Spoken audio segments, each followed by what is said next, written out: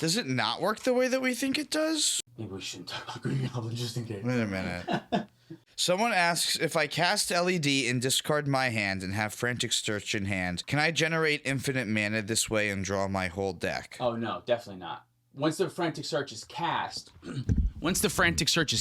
it wasn't discarded. It's a new object now. I know that's not true. Once you cast it for its mayhem cost once, then the next time it's in the graveyard, it wasn't discarded this turn. It was cast. Okay, yeah. So that's wrong. I know that for sure. Okay. Then what are we trying to figure out? We are trying to figure out, just to double check, and I'm pretty sure this is how it works, that if I have Lion's Eye Diamond and also 2 more available mana, and I sacrifice my Lion's Eye Diamond and pay him a 2 mana to cast my Green Goblin from the command zone. So I discard my whole hand to sacrifice Lion's Eye Diamond, and I cast Green Goblin with that Lion's Eye Diamond mana. With a card that I've discarded to the Lion's Eye Diamond, can I cast that now with Green Goblin? I'm like 99.9% sure the answer is yes, because Green Goblin says all the cards in your graveyard have mayhem, which means that you may cast them this turn if you've discarded them this turn. Timing rules still apply, and you don't have to do it right now. Yes. So it grants them that ability. They have mayhem now after Green Goblin's in play. Right. And also, they were still discarded. I wanted to make sure that you don't have to discard them while Green Goblin is in play. But I'm like pretty positive the answer is no, and that's why Green Goblin is sick. No, yeah, it doesn't. It shouldn't have to see them. Yeah. I'm sorry. I was reading this thread and it got me thinking about something else, and it sent me in the wrong direction. What were you thinking about? What you said is that if you can't do infinite. No, yeah. Once it's you can't just do infinite. Yeah. How are you gonna talk? I'm gonna talk like this. Yeah, you can't just do infinite frantic searches, because what'll happen is the first time you frantic search from your graveyard when it's discarded. We're gonna talk about this in the podcast. Well, this is the podcast. It started already. It started? Well, I don't know. You decide, I guess. Welcome to the Play to Win podcast, where we started already. I'm Cam. This video is brought to you in part by Dragon Shield. When do I say it? Whenever, right, I guess. Yeah, whenever. It just starts. This podcast was brought to you in part by Dragon Shield. Use code PLAYTOWIN5 at the affiliate link down below for 5% off to help support the show. Welcome to the Play to Win podcast, where we talk about winning in cEDH. I'm Cam. And I'm Dylan. This week we are talking about a couple commanders that we find interesting. I've been looking at Green Goblin quite a lot. There have been some KORVOLD results that seem cool. Should we also talk about that ROGRAKH deck that's like cascading 1,000 times? That's a curveball. We didn't plan for that. That's true. I feel like everyone's been loving that idea recently, so I think we should talk about that too. Yeah, I feel like we should mention that. So we're going to talk about 3 decks that we've been thinking about right now. Three color decks. I love this. 3 color decks. The 3 color decks we're thinking about.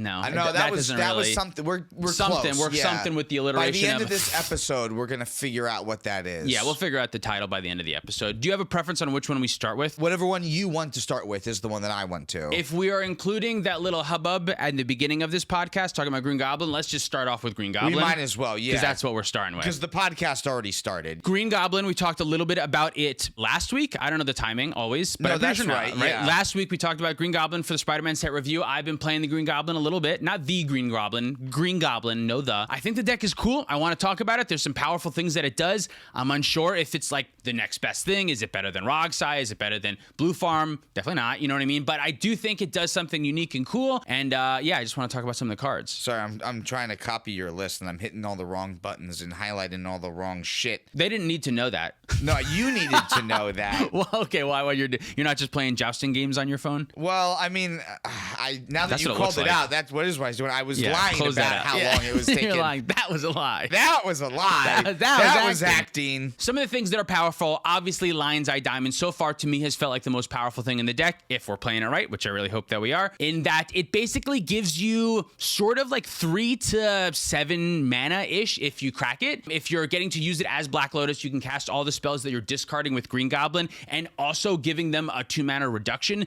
is kind of crazy. So things like discarding Frantic Search, which not only discards you more cards, giving you more range of things that you can do, but also untaps your lands. So when your Frantic Search only costs you 1 mana, but then it makes you 3 mana, it feels a lot more like a Dark Ritual that's like drawing you 2 cards and then making a potential other 4 mana for your reduced things.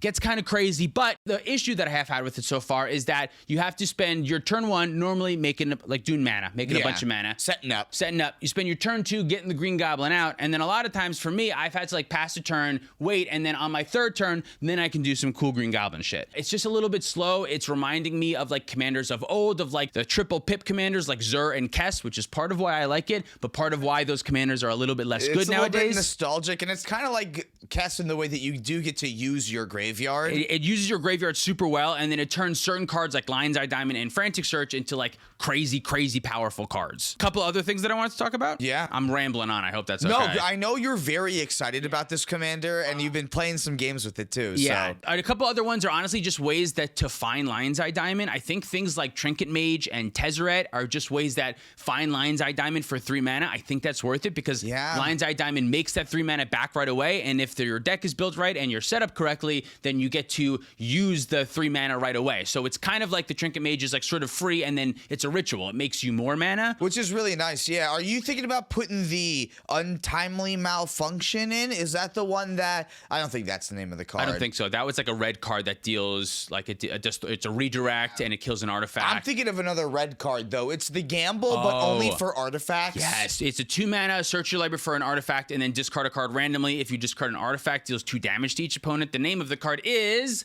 I don't remember. Reckless something. Reckless something? Reckless handling, reckless maybe, yeah. handling, reckless gambling, something like that. In a deck like this, I haven't put it in yet, but I really think I should because I think any way to find Lion's Eye Diamond is just kind of cracked. It feels like it just says... It's cracked. That was funny. Nice, yeah. Yeah. It feels like it often just says make enough mana to cast all the spells in your hand. That's what it feels like it's doing a lot of the time because it allows you to do that. And just like Gamble, you don't lose out on whatever card you discard. If it is the LEDs, so long as Green Goblin's in play, you'll be able to get the LED back. Gamble is another one. The discard at random fact. You can actually, that works well with your commander because no matter what you discard at random, ideally, it's not a land and it's not a counterspell, you can still cast it. It just makes Gamble literally a 1 mana demonic tutor. Right, exactly. Yeah, which is what, like the style that I'm trying to lean into a lot when I'm building this deck. There is certainly the direction that you could go with the keys. It makes the 1 ring cost only 2 mana. It makes the keys themselves cost only 1 mana, which makes the 1 ring stuff a lot better. But I played the keys for a little while in Rockside. They were cool, but they didn't really allow me to win many games. You know what I mean? I feel like your whole strategy needs to be keyable instead of just like 1 card advantage engine and like 2 mana rocks that you have. I think what I would like to be doing with that mana reduction that I get from my commander is winning right on the spot because I've already had to cast my commander, pass a whole turn, and then now I do a bunch of shit. So like think about how that plays out in games. I cast my 4 mana scary new commander, I pass a turn. Everyone probably chatters about how it's powerful. I get back to me, I play the 1 ring and I draw like 4 or 7 cards or something, and then I pass a turn. So now I have not only set up my scary commander and my scary draw engine,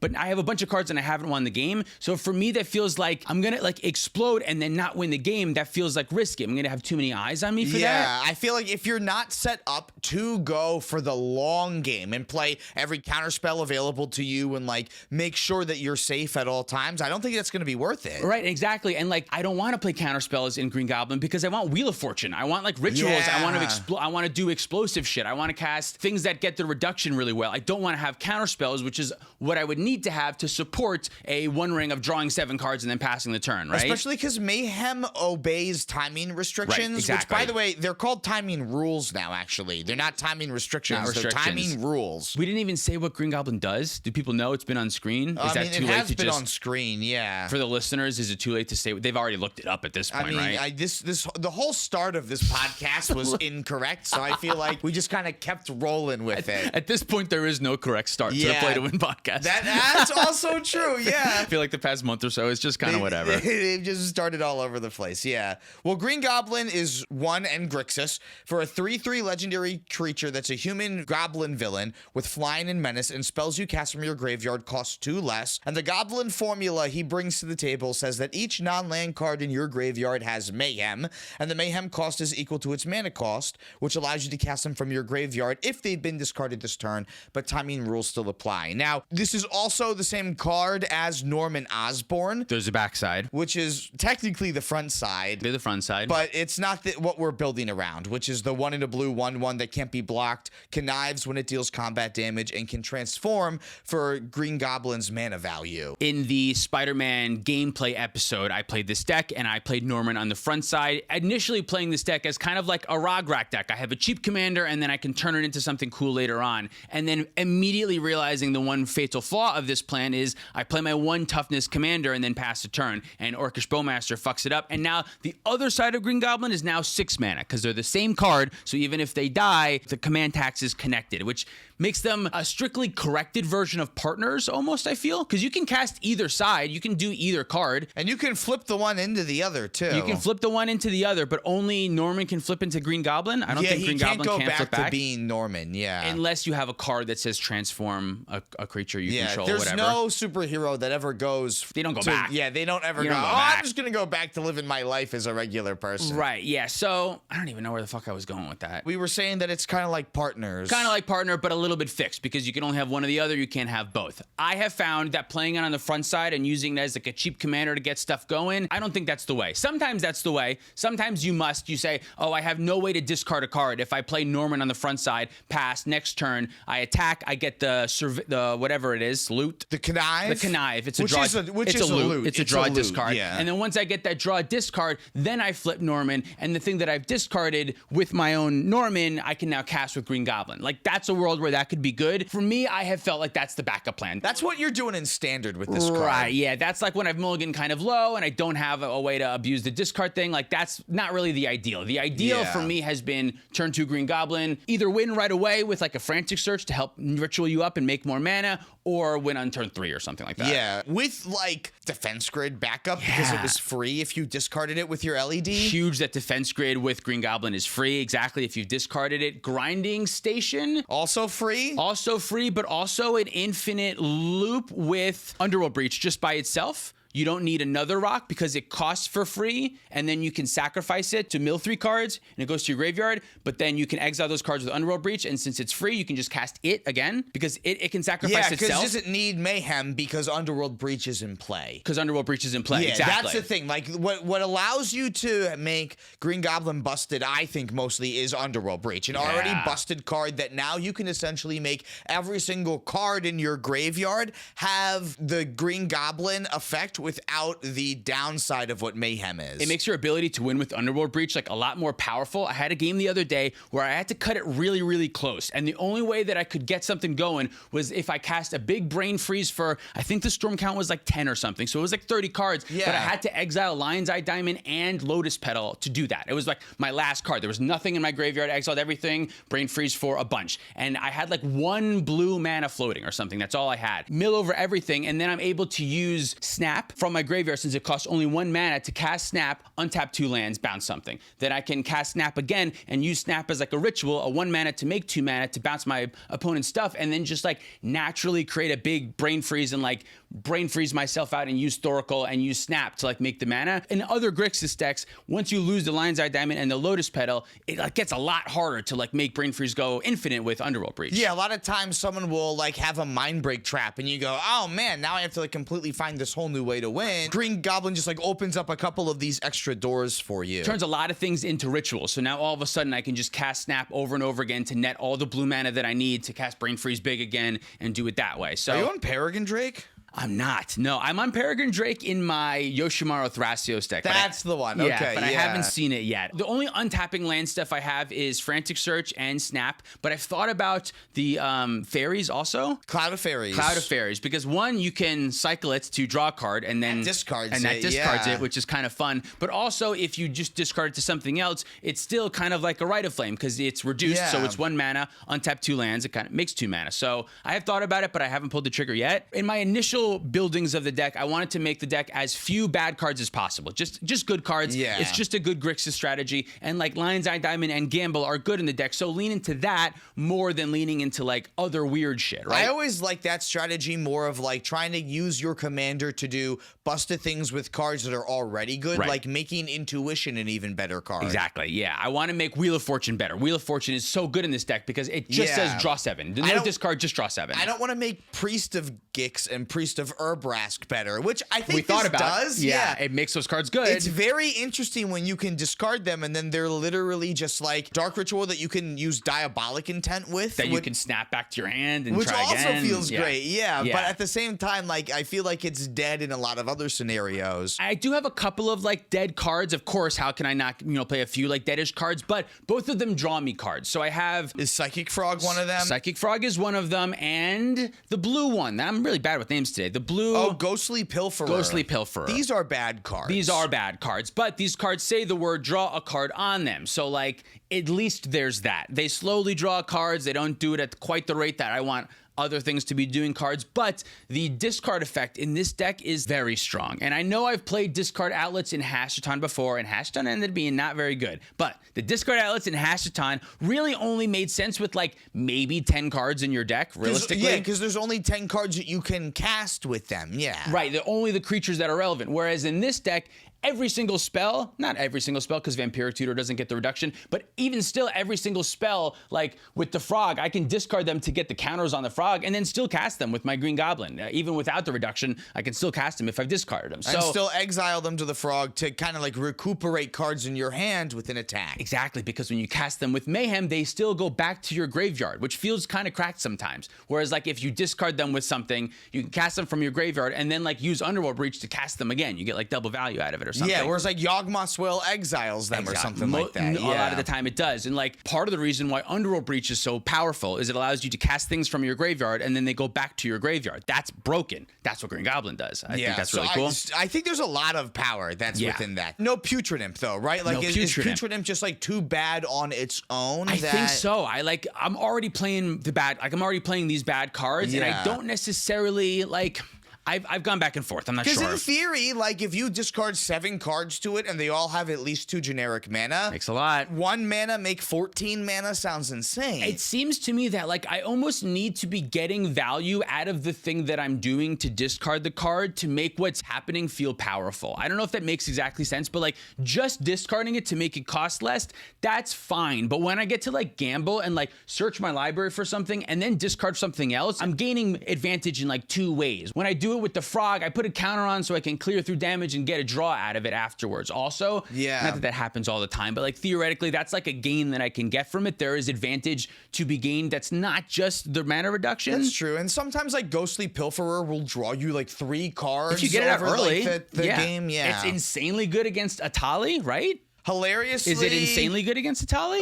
A spell from anywhere other than their hand. I didn't really think about that till just now. It's basically like having another Rhystic Study in your deck. Which is like, I don't know, Atali's getting quite popular. Maybe, I don't know. If you're not high on interaction, all you're going to do is draw cards and lose the game. But that's still... And the interaction thing, I want to talk about that briefly. Let's talk about that because I think that will help segue into the next deck that we're going to talk about. Yeah. I've seen quite a few lists in the past 3 months, 6 months or so, shaving on interaction by quite a lot and just saying, I'm going to go over the top. I'm going to be Tron for Modern. I'm going to be big mana deck. I'm going to do over the top, and then it's your responsibility to have interaction for it and put you on the back foot, and you have to stop me rather than me trying to stop you. A lot of decks are moving in that direction. You know where I think everyone picked that up from? From Atali? From Atali, yeah. Wait a minute, like, if Atali can do well, what about blue decks that don't need the counter spells? Yeah, right? Like, I feel like it just opens the door for other colors to also be able to do the same thing. I think you're right, of just like, what if your deck is strong enough at just jamming and make sure that the entire pod has to pull together to stop you or you'll run away with the game, and just accepting that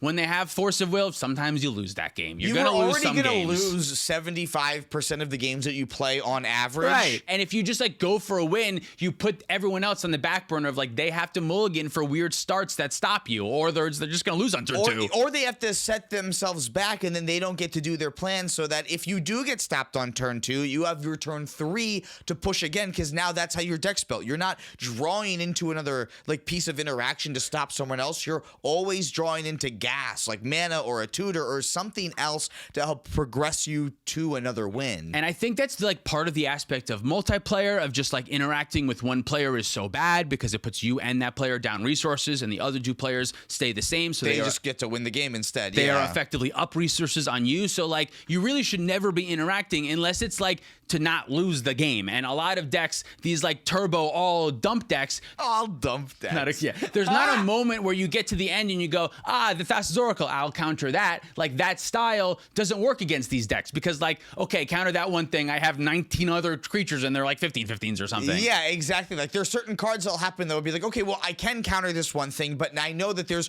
3 other scary things that could come, or I don't know what else is going to come, but I know that there's all this other mana that's there. Like this is bait, right? Yeah, exactly. And these like big mana decks know that like if you counter the crop rotation for the Gaia's Cradle early, that means that you probably lose to Rogside that's coming right after you. That's the other thing. Like I've had people like stop my like a tutor some mana or something. yeah, like a mana vault. Yeah, that was the mana card vault. I was trying to think Mana of. vault. Yeah, they stop your mana vault and then you go, okay, well I wasn't gonna do much, but now the Rogside player can go. Like that's a part of cEDH that sucks. People don't want to do that, so that's why these like big mana decks understand this, that like they get to get It's away a with it a little political bit. tool that they get to use. Yeah. Exactly. So all that to say why we're talking about interaction and bridging that gap into these ROGRAKH Thrasios no interaction decks is I have began cutting like a bunch of counter spells and stuff out of the Green Goblin deck. Yeah, that makes sense. Flusterstorm is gone, Swan Song is gone. There's only free interaction right now, and I might cut some of those too, honestly. I think that's fair. Like especially things that are only good on your opponent's turn. Like Force of Negation gets worse and worse easy, yeah. as we stop caring about interacting. Like that's a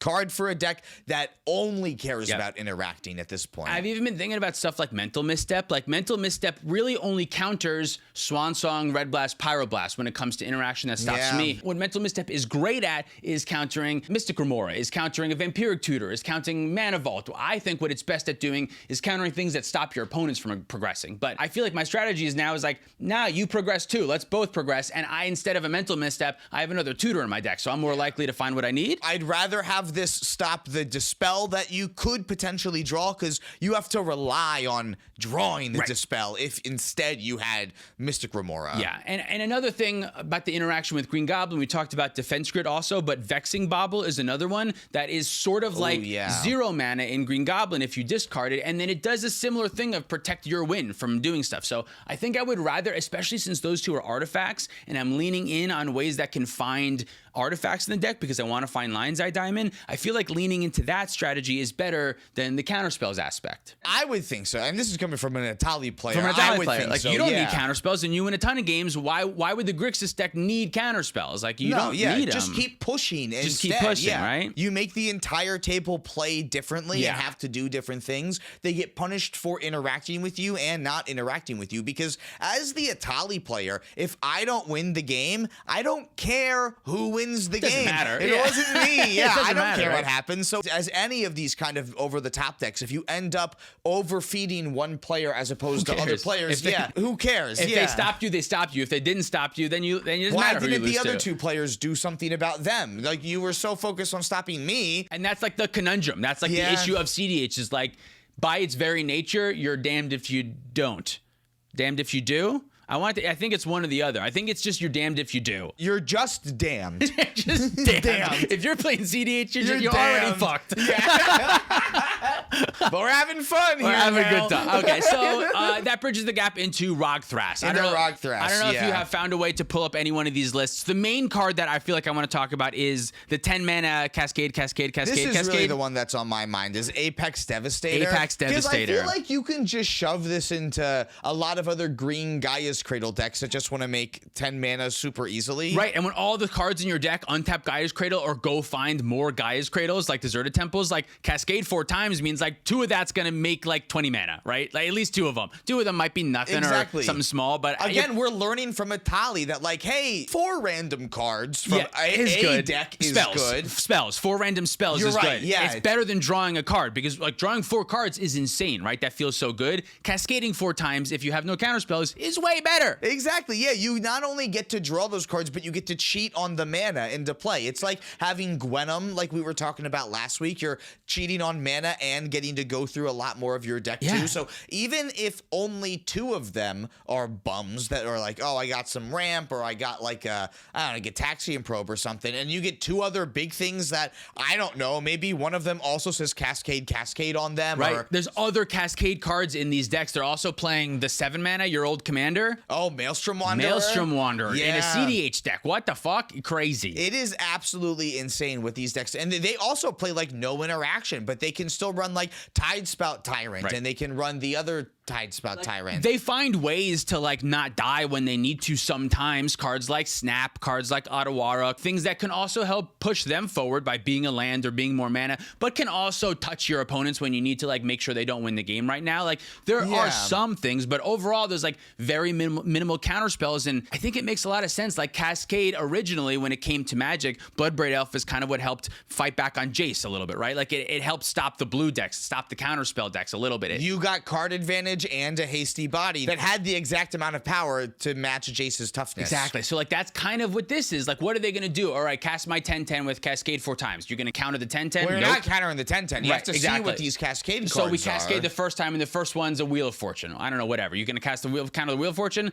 I don't know. There's 3 more after this. Great. I'm glad that you did. Right, yeah, exactly. You're going to counter the next thing. Okay, this one untaps Guy's Cradle. Okay, you can counter the untapped Guy's Cradle, but it's just mana. It's not a win. Now you don't have that I counter already spell. had 10 mana to Right. cast Apex Devastator. Exactly. So you go, okay, I'll just let that one go. So, okay, they untap whatever, they make 15 mana. And then there's another Cascade. So it's just like, there's nothing your counter spells can really do against that. Like, Mindbreak Trap is good, but if you don't have that, Actually, and it's not Mindbreak even Trap good. is bad. It's yeah, bad, you're because right. It's each not one even of the good. cascades go off at a time. So you cast Yeah. one spell with Apex Devastator and a bunch of other triggers on the stack. Yeah. So yeah, you can Mindbreak Trap the one card in the Devastator, Right. but you're still devastated. Silence, I guess, would be a great way to stop Cascade. I guess, Right, yeah. that would be a particular, any of the silence, there's the 2 mana silence or whatever, that would be a particularly great way. But those aren't counter spells. That's the not- whole thing, yeah. is these decks seem like they're fighting Great, you against have counter one spells. card in your deck. Yeah, Right. that's good against this. Anyway, yeah. I'll tap Gaia's Cradle for 10 mana and activate Thrasios 4 times or something. Yeah, in Like, response. It does seem insanely powerful, and I would like to note that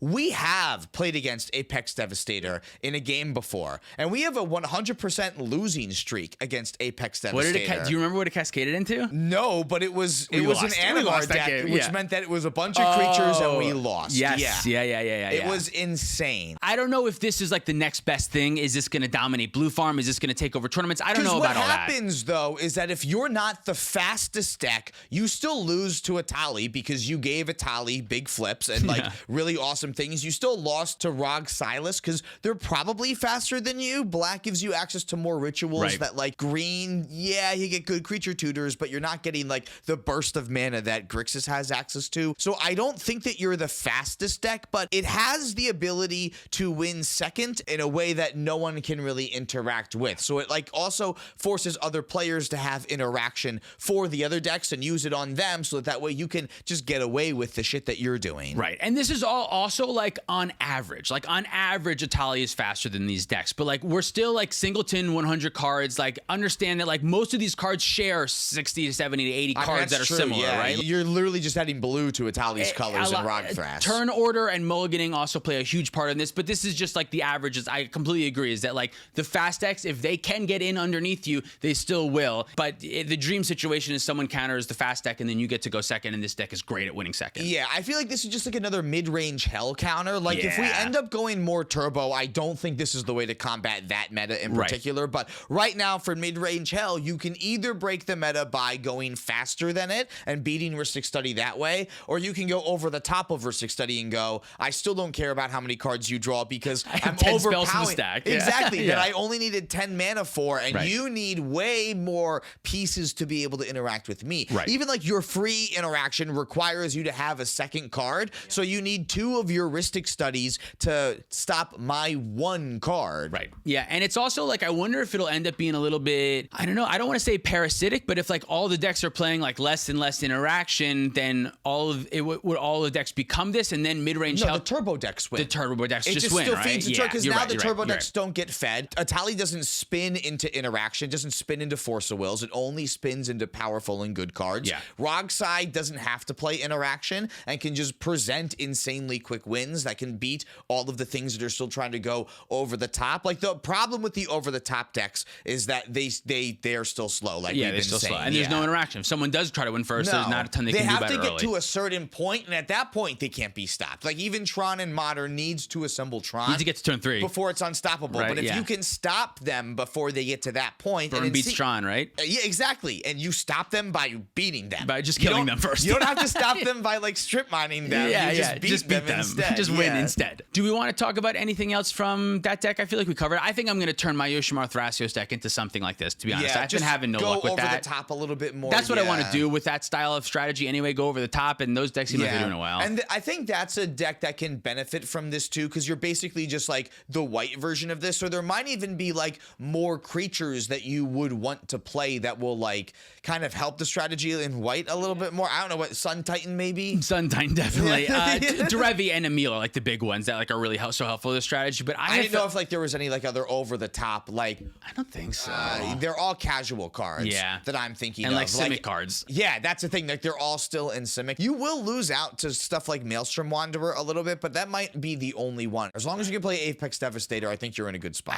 I don't know why. Maybe I haven't been mulliganing correctly or a bad variance, but I feel like some of the games that I've had with Yoshimaru Thrasios, I cannot get the deck to like do its thing. It's just like too slow. One Orcish Bowmaster sends me back to Oblivion. I just like, I don't know. I haven't been finding the flow with it. Maybe I have to tweak some cards. Maybe I have to do a more turbo version, but these ROG Thras decks seem much more interesting to me right now. So I think I'm going to switch to one of those. Oh, I see what you mean. Yeah, don't build Yoshi to match this. Just No, instead I'm just do going to the build good the powerful thing. Yeah. Should we talk about KORVOLD? We the should final talk commander about here? KORVOLD. Yeah, don't call it a comeback quite yet, but I gotta tell you, man, KORVOLD is definitely seeing a little bit more play. I got to play it against it at one of our Patreon play days this month, and what made me interested in it is that it is completely different than what KORVOLD used to be. Yeah, it's like a lands deck now, right? It's like a lands deck now. Yeah, like Lumra's so good that it is making all these other decks way better now. Yeah, it's so funny how Lumra has just like given way to like a whole new strategy between Lumra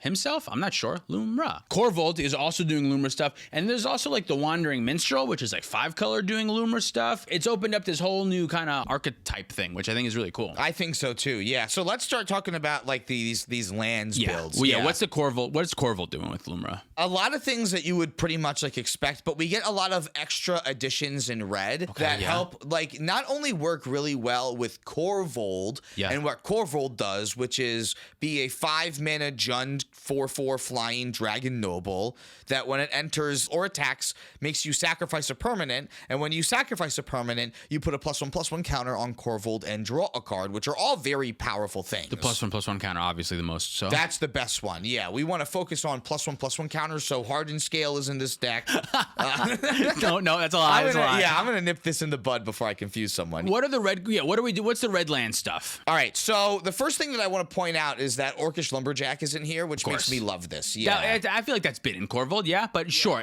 But you know what's funny enough is that this one list that got into either the top 4 or top 16 of a tournament is playing the new face commander from an Edge of Eternity's precon, Hearth Hall, the World Seed. And what's funny enough is that this was a card that our patrons said, you know, they bought the precon and it made them want to do this in cEDH. 4 total mana for a legendary artifact spacecraft that has station, and for its +2, meaning that after you've tapped 2 total power worth of creatures on your board or more, it has the ability for 1 and tap it, sacrifice a land, draw 2 cards. You may play an additional land this turn.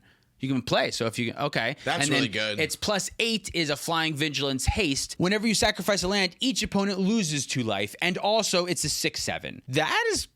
I mean, that's cracked. It's 4 mana, though. It's cracked at, I mean, it's 4 mana, but, like, I think the first ability is strong enough that it's worth playing in your kind of more longer game lands deck. Is it used in the +8? Is there a loop that you can loop your sacrificed lands over and over again and use it to kill the table?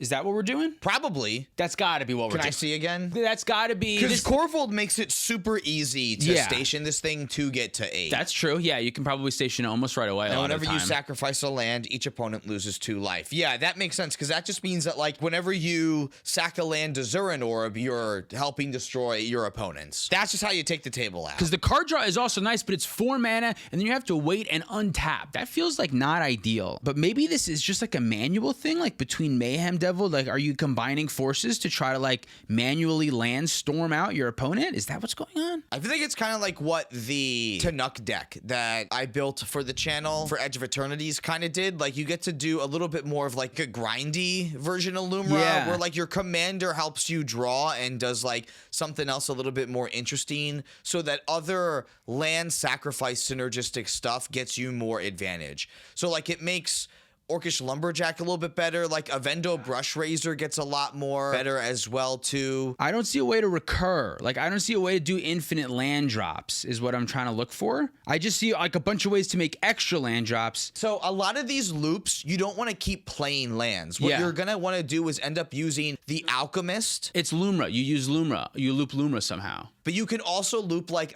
the Alchemist, the 2-mana Alchemist that when it enters makes you mill 3 cards. Aftermath Analyst, yeah. Aftermath, that's what it is. Aftermath Analyst, yeah. So when Aftermath Analyst is in your graveyard after you've sacrificed it, you can like bring back Shifting Woodlands and then use your mana to make Shifting Woodlands copy the Aftermath Analyst, and then you can loop your lands back and forth that way too. So you're not necessarily looking for like infinite land drops. Like, you're trying to find ways to like infinitely loop Lumra with like Lumra and Mirror Pool that we've talked about before on the channel. This Aftermath Analyst combo will do this too. Squandered Resources. Squandered Resources is great insane one. in this deck because it works so well with KORVOLD, so that each land is 2 mana and a draw. And that's okay. So that's what it is. It's Lumra out. It's something like a Squandered Resources, and you sack all your lands, and Lumra becomes a 0/0 and die. But then you use like the Mirror Pool or something to bring it back. And if you have KORVOLD out, as you're sacrificing your lands, you're drawing more a bunch of cards into more action. Tanuk was the same way, where it was like a little bit harder to find wins with Lumra in particular, because Lumra doesn't just go back to your command zone. Right, yeah. So like you kind of have to find other cards in the deck to kind of make things keep going a little bit. Yeah, even if it's something like Underworld Breach, and just like you're making so much mana that you just recast Lumra for 6 every time, and you're like milling 4 cards, and then you get to use 3 of those cards to recast Lumra, and maybe one of them is a land. You bring that back in. Yeah, getting that's access really to sick. Underworld Actually, Breach is insanely strong. Very for cool, this deck. and it feels hard to interact with a lot of the time. I mean, it is. Yeah, that's kind of the strength of these lands builds, is that they are difficult to interact with. Like, a lot of the loops that you're doing are based off of land triggered abilities here, but I will say this one doesn't necessarily loop with a lot of like the pain lands that we're used to seeing. Okay. This is going to be a little bit more like Wandering Minstrel, where you can take advantage of the fact that you're not in mono green and there's some other cards that you get to play that like help out your strategy a little bit more. Looking at you, Dakmor Salvage. Oh, you know what's cool that I saw? I think it's Springheart Nantuko, the one that makes Springheart Nantuko, the one that makes 1/1s every time a land comes in. Exactly. And then Warren Soul Trader. Sacrifice all those 1/1s now for a treasure. Make your own Lotus Cobra type of thing with those 2 out, right? That's kind of cool. That is kind of really nice. And you're playing a bunch of extra creatures that, like, once you get the extra land drop from whatever your thing, you can like sacrifice it to Soul Trader. I'm sure there's some other loops that you can go through with that too. World Shaper is another one of these cards that like kind of helps bring this deck together in particular. This is the one that when it attacks lets you mill cards, but when it dies, you put all the lands from your graveyard back onto the battlefield tap. What's the 4-mana green spell that does that? There's a sorcery that does that. It's like the mainstay of my AC deck. You just scape shift, and then you do this one to bring them all back. Oh, what's the name of it? Something with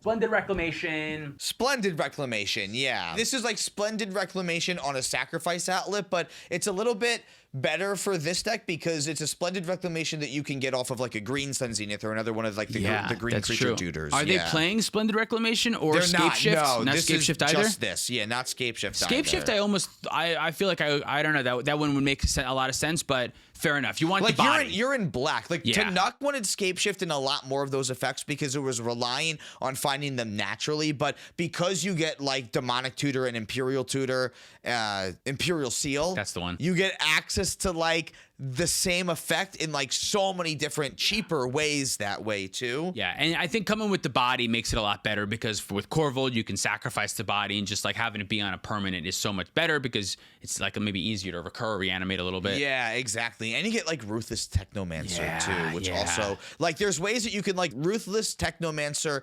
your Lumra, which is probably freaking huge if it's stuck in play. Yeah. And then you draw into cards like Reanimate and Animate Dead so that you can like kind of, you know how like your Villas Casual deck just like kind of brings Gary back a bunch and like that's how you win? Yeah. This is kind of what this feels like, is like you're able to just sacrifice stuff a bunch, make a ton of treasures, you know, and they get you a ton of draws with your commander, and they help you find more ways just to incidentally bring Lumra back and forth. I can definitely see a world where you have that station out or something and you sacrifice 10 lands and then it deals 2 damage to each opponent for that. So like you deal 20 damage to each player and then you draw 10 cards because it was KORVOLD or something. And then you're able to just do that one more time, another 20 damage to each opponent. Like I could see that being a world where that's how you win the game. Yeah, and you only need to play 33 lands in this, whereas like we're used to Lumra decks that are like up in the 50s and high 40s for their land count. You get to play more good cards. That's pretty nice. That's cool. Are you have any interest in this deck or no? A little bit, yeah. I mean, this is, I have been liking these land strategies, and I kind of like that this just kind of gives you like a lot of these extra tools. I don't know if it's better than Lumra is the thing. Like a lot of these other versions are like, it's just better because it's more colors. In theory, yeah, it's better because it's more colors, but the command zone is such a busted mechanic, and putting Lumra back in the command zone instead of relying on naturally drawing tutors to find Reanimate and get Lumra back into play a stupid way like that, I think is a little bit more helpful, right? Like Lumra, I only need 2 things. Something that makes my lands come into play untapped and something that sacrifices my lands. KORVOLD, I need KORVOLD in play, and I need Lumra. I need to find Lumra. I need to cast Lumra, and then like go through all those same steps. Yeah, it does feel like some of the decks where Lumra is in it as a combo piece, the Lumra combo is muddled up a little bit because you don't have the command zone, which is just almost part of the Lumra combo is the command zone. Do you know what I mean? Exactly. So when you have it in the 99, you don't have access to that. It does make those lines more difficult because when Lumra dies and it goes back to the command zone, and you can just recast Lumra again and again and again because each time you've gotten rid of Lumra, you've made like 10 mana. So you the thing. You can cover the command tax where like you can't do that in this way. It's nice that with Underworld Breach, Lumra is always going to cost 6, but like Underworld Breach also kind of disenergizes with the strategy because I need my graveyard around. Like I want the cards in there. A lot of the times with Lumra, as you're milling stuff over, you want them to be lands so that Lumra can bring them back, whereas Underworld Breach wants them to be anything else so you can exile them to recast the thing that's causing the mill. So they do pull against each other a little bit. Yeah, exactly. But there is another deck that won an SCG Con. KORVOLD or another commander? KORVOLD. Another KORVOLD, okay. Yeah, and it's not a lands version. Just a different version. It's just like a good KORVOLD deck that plays like a lot of the new cards, like Avendo Brush Razor, gets to take advantage of like Mayhem Devil again, but it also plays like Knuckles the Echidna. Oh yeah, just more treasure makers and stuff. Yeah, Storm Killed Artist. Like it can lean into a little bit more of the treasures. So like, who needs Dockside Extortionist when we have other engines in this color combination that can just make treasures really consistently? Yeah, I feel like that's like a little almost sub theme that we didn't talk about this podcast. Is like all these commanders. Well, I guess not all of them, but like specifically KORVOLD we thought was like dead once Dockside went, and it still feels like it's like still like a fine option. ROGRAKH was a big Dockside user. Green Goblin would have been a big Dockside user, and all these decks are still fine without. I mean, who knows? This is one event, but it was an SCG Con too, which means that real cards only. Yeah, it was. You can't use proxies. We've said this before too. Everything's got to be with a slight grain of salt because of the singleton, because of the 100 card nature, because of the strong pilots have so much weight in cEDH, because of how important politicking is and stuff like that. Like there's a lot of individual strength. There's a lot of turn 1 player bias. It's hard to get like real results from like one tournament. You kind of have to look at like a fucking ton and like get an about to like understand what's going on in cEDH. But it's still cool to see that like it's possible. KORVOLD still can win tournaments. It can do cool shit if you put in the time and you put in the energy and you get a little lucky. KORVOLD can do cool things still, which is cool. I think so too. Yeah, you mentioned the turn 1 bias. Yeah, you know how Mons at cEDH TV is like, I love Mons.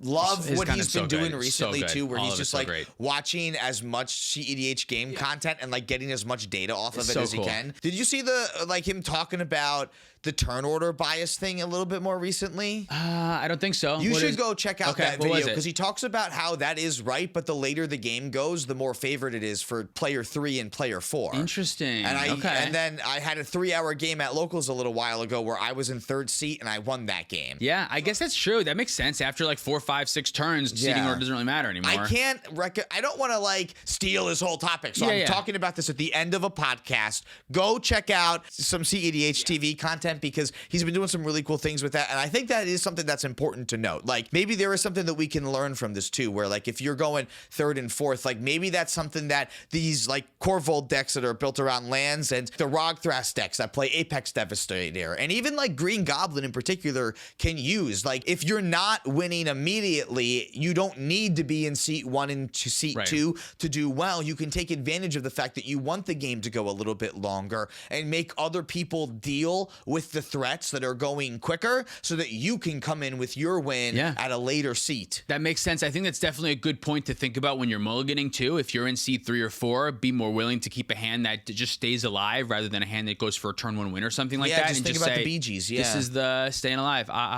Like if you're eating seat 3 or 4, that should be your strategy, because if you can push to the late game, like you said, and if these stats are correct, then turn order doesn't really matter anymore. So you want to push the game to a point where the advantage your opponents have is gone. And then once you're in that state, that turn 5 or 6, then you can try to like do something to win the game. That's pretty interesting. It's a great video series I that he's gotta doing, watch. so I definitely recommend going to check that out. Anything else you want to talk about? No, that was everything that I had on my list, and we have, we're in Atlanta when this podcast comes out, so which means that we're about to get like a whole bunch of new spoilers that everyone's Yeah. going to be thinking about and caring about, and we're not talking about any of that. we're shit not talking in this about any of that okay. right now. No, and honestly, this podcast is the maximum length that I can have it for. Me Perfect. needing it to be done. Thanks so much for watching. If you'd like to support us directly, you can do so on Patreon, like our $100 patrons. Damn Nandas, Cumulative Upkeep MTG, Mr. Jerby, The Cardboard Cookbook, Penguin Man 0089, Eli the Magic Guy, David Newman, Pat Fires, Frogman, Spangler, Demetrius Clark, Larceny Roy, Zorboy Blue, Sparky B, Insomnia, SC Phillip, Only Groupie, Zach Hartley, Big Leg Banjo, that's where that came from, Reactive, Sean and the Ice, Bear Garrett, Mace the Ace, Alexander Smith, Luke Cook, Connor Sipon, Joshua Day, Peter Stewart, Corner Wild, Uncle Butts, Noosh, Kwaja A. Hamid, Scott Hawk, and Baby G-Bus. Follow us on the internet for more content. Thank you, Dragon Shield, for supporting the show. Use code PLAYTOWIN5 at our affiliate link down below. Thanks for watching. See you next time. Ben Finelli, Jason Brooks, Safarius, Ash Wayne, Z-Trep, Hunter the Warlock, John Coba, The Gaming, Kikajao, Dan the Man, Sarcastic Bill Bob, Mystic Muffin Man, Zachary Coulson, Jabaha, Dalton Poti, Justin Young, Wild Fang, Thomas Bueno, and David Nelson. Still buy the Halloween playmats, the fuzzy ones. Yeah, They're cool and still fuzzy. buy them. Still buy them, please.